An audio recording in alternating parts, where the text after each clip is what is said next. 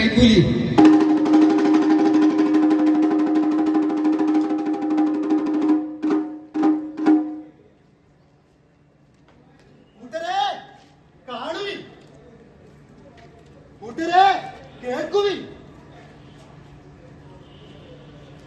മാസാന്തരത്തിൽ കഥയറിയുവിൻ.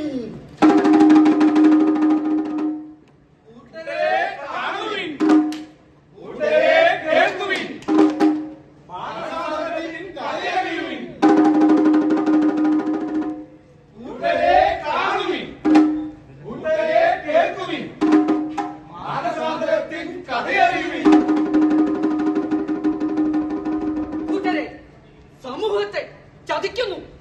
ഈ സമൂഹത്തെ ചതിക്കുന്ന നമുക്ക് എല്ലാവരുടെയും കഷ്ടപ്പാടുകളും ദുരിതങ്ങളും അറിഞ്ഞ് ഈ സമൂഹത്തിൽ കൊലപാതകം, ചതി എല്ലാം എല്ലാം എല്ലാം നടത്തുന്നു. നീതി അതെന്താണ്? സത്യസന്ധത അതെന്താണ്? അത് വെറും ഒരു പഴങ്കഥയുടെ നാമമോ? ഇവിടെ പ്രതി ചേർക്കപ്പെടുന്നത് നിങ്ങളോ അതോ താങ്കളോ അല്ലെങ്കിൽ ഞങ്ങളോ? അതുമല്ലെങ്കിൽ നമ്മളുമാവാം. അതെ, നമ്മൾ തന്നെ. കൂട്ടരെ അറിയുവിൻ. നീതി നശിച്ച നമ്മുടെ സമൂഹത്തെ രക്ഷിക്കാൻ ആരുണ്ട്? ആരുണ്ട്? ആരുണ്ട്? ആരുണ്ട്?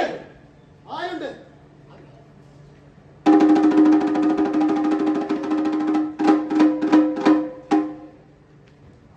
എല്ലാവർക്കും നമസ്കാരം, വിനീതമായ നമസ്കാരം. ഞാൻ വിനീത്, ഡോക്ടർ വിനീത്,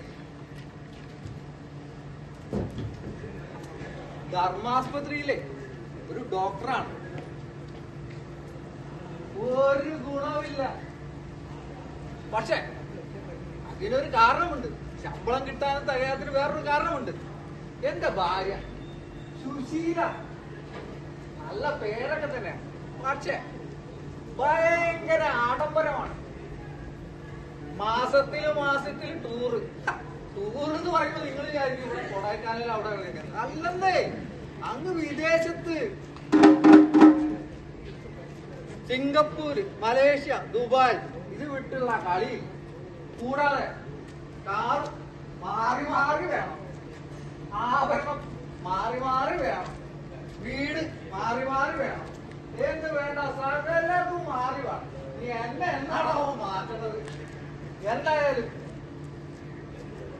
ഈ രോഗിയുടെ ഒരു കാരുണ്യം കൊണ്ടാണ് ഞാൻ കഴിഞ്ഞു പോകുന്നത്. എന്തായാലും നമുക്ക് കാണാം, കണ്ടിരിക്കാം. വരുന്നുണ്ട് എന്റെ ഇര വരുന്നുണ്ട്, അല്ല രോഗി വരുന്നുണ്ട് കേട്ടോ. കാണാം. ഡോക്ടറെ കണ്ടിട്ട് വേണം നൂൽപ്പമ്പിനൊന്ന് പോണതേ. ഇവിടെ എന്തൊക്കെ പരിപാടി വേണമെന്നറിയോ? എന്താ പേര്? മണി. മണി? മണി എന്താ? കൂലിപ്പണി. കൂലിപ്പണി. നിങ്ങൾക്കാ? എന്തായാലും നമുക്ക് കാര്യത്തിലേക്ക് കിടക്കാം. നിങ്ങളുടെ മകന്റെ എക്സ്റേ ആണ് ഒരു സർജറി വേണ്ടി വരും. സർജറി കേട്ടിട്ടില്ലേ? ഇവിടെ ഓപ്പറേഷൻ എത്രയും വേഗം ചെയ്യണം. ഇത് കണ്ട മകന്റെ കാല് കക്ക വാ പൊളിച്ച വാങ്ങി ഇരിക്കണം. ഡോക്ടറെ അവരുടെ കാലം ചെറിയ ഒടിവാക്കണ്ടായിരുന്നുള്ളൂ.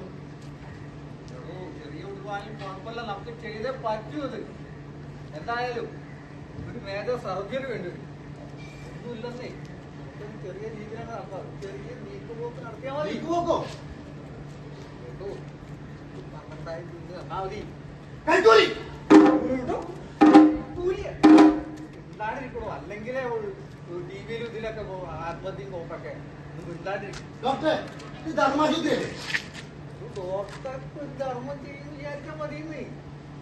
എന്തായാലും ഒരു 10 രൂപ കൂലിപ്പണിക്കാരനാണ് ഞാൻ, സമ്മതിച്ചു. നാളെ അത് കൊണ്ടുപോവാം. നാളെ പൈസയുടെ ആവശ്യം എന്റെ വീട്ടിൽ പാർട്ടി. എന്തായാലും പൊറ്റോ, നാളെ കൊണ്ടുവന്ന് ഞാൻ മറ്റന്നാളെ ഓപ്പറേഷൻ ചെയ്യും.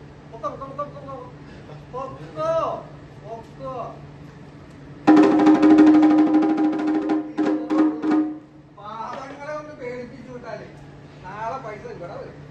അതെ ദേ, നാളെ വീട്ടിലേക്ക് കൊണ്ടുവന്നാ മതി കേട്ടാ പൈസ. ഇങ്ങോട്ട് കൊണ്ടുവരരുത്. ഓക്കെ.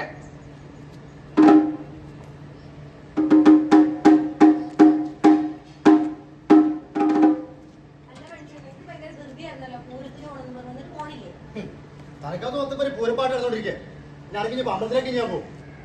പൈസയുടെ കാര്യല്ലേ, നമുക്ക് ആ വട്ടിപ്പലിശക്കാരൻ്റെ നിന്ന് കുറച്ച് പൈസ എടുത്ത് കൊച്ചിന്റെ കാര്യം ഓപ്പറേഷൻ എങ്ങനെയെങ്കിലും നടത്തണം. അപ്പൊ തന്നെ ഞങ്ങൾക്ക് ഒരുപാട് കാശ് കൊടുക്കാൻ ഞാൻ എന്ന് ഇങ്ങോട്ട് കയറുന്ന അറിയാൻ പറ്റുന്നില്ല. അപ്പൊ ഇനി വട്ടിപ്പലിശക്കാരൻ പൈസയുടെ കാര്യം പറഞ്ഞ എങ്ങനെയാണ്? നിങ്ങൾക്ക് ഒരു കാര്യമുണ്ട്. എന്ത് നിങ്ങൾ ആ പൂര കമ്മിറ്റി അല്ലെങ്കിൽ തോർത്ത് വെച്ചിരുന്നാ മതി. ഞാൻ നോക്കിക്കോളാം. എന്നും അതെ ഈ പെണ്ണുകളെ കൊണ്ട് ഇരിക്കും പോലില്ല. ഏത് രാവിലെ ചോദിച്ചിട്ട് കൊണ്ടു ഞാൻ എന്തെങ്കിലും ചെയ്തോണ്ട് ചോദിക്കോളൂ.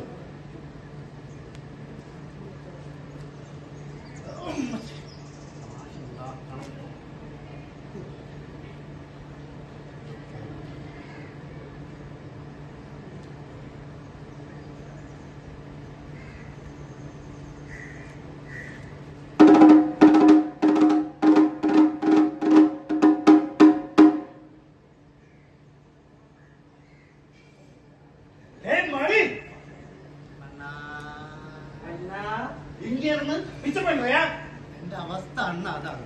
ഒരു രക്ഷയില്ല. കുറെ കാശ് വേണം. ഇതല്ലാണ്ട് വേറെ രക്ഷയില്ല. അണ്ണ കുളത്തേക്ക് ഓപ്പറേഷനാ. ഒരുപാട് കാശ് വേണം. ഞാനത് പറഞ്ഞ ഒരു 10,000 രൂപ. പൈസ മുതൽ കൊടുക്കടാ. അണ്ണ എന്റെ അവസ്ഥ അതാണ്. ഞാൻ എങ്ങനെയെങ്കിലും തിരുമ്പ് തരും. உங்க பேரு மட்டும்தான் மணி மாதிரி ஆனா பைசா கிடையாதா? നീ തരും ഞാൻ. எப்பா